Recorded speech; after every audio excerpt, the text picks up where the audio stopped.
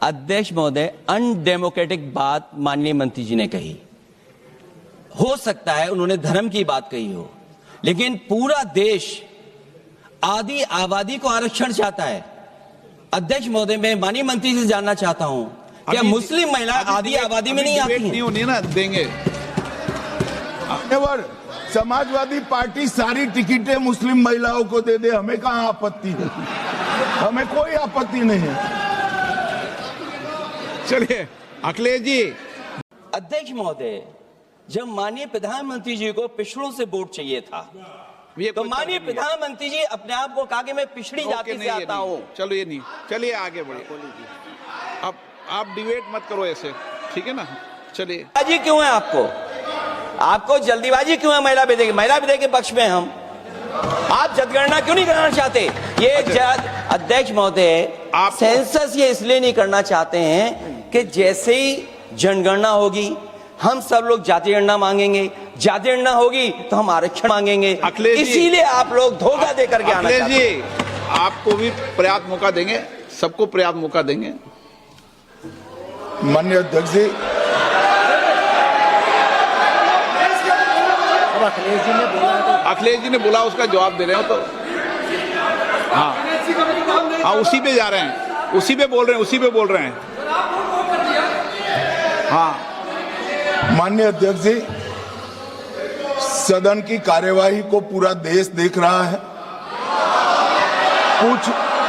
कुछ स्टेटमेंट ऐसे किए गए जो जनता में चिंता पैदा कर सकते हैं। अखिलेश जी ने कहा जनगणना क्यों नहीं हो रही है।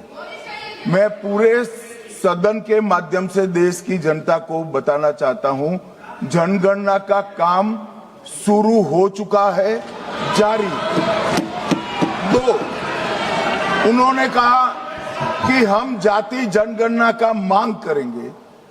मान्यवर, मैं आपके माध्यम से सदन को बताना चाहता हूं कि सरकार ने जाति की जनगणना करने का निर्णय ले चुकी है और आप बैठिए बता दो। अरे बैठिए भाई, बैठिए।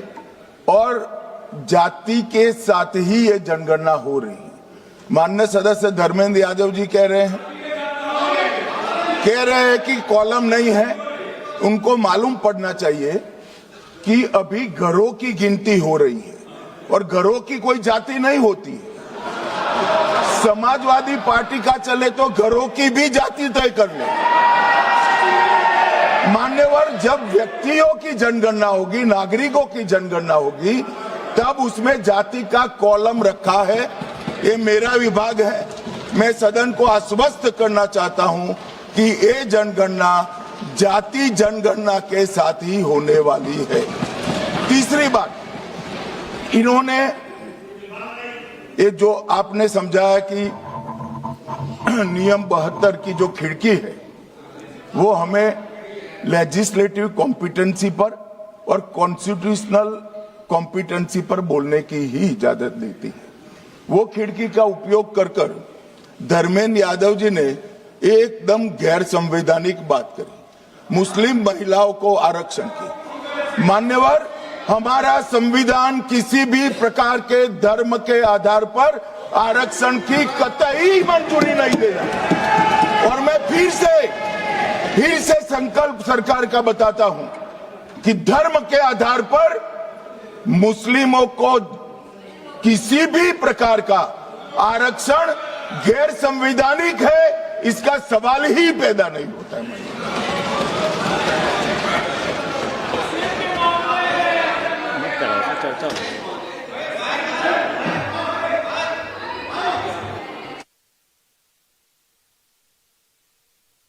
It's not there.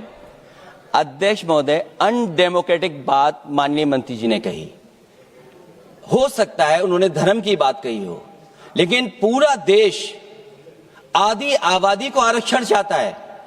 अध्यक्ष महोदय, मैं माननीय मंत्री से जानना चाहता हूं क्या मुस्लिम महिला आदि आबादी में नहीं आती हैं? नहीं होनी ना देंगे। समाजवादी पार्टी सारी टिकटें मुस्लिम महिलाओं को दे दे, हमें कहां आपत्ति है? हमें कोई आपत्ति नहीं है। चलिए अखिलेश जी, जब पूरी डिबेट सर नहीं सर नहीं सर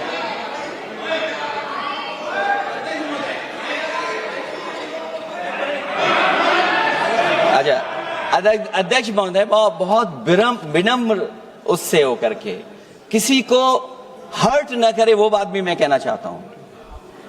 अध्यक्ष महोदय, जब माननीय प्रधानमंत्री जी को पिछड़ों से वोट चाहिए था, ये तो कोई माननीय तर्क नहीं है। प्रधानमंत्री जी अपने आप को कहा कि मैं पिछड़ी ओके, जाति नहीं, से ये आता नहीं। हूं। चलो ये नहीं, चलिए आगे बढ़िए।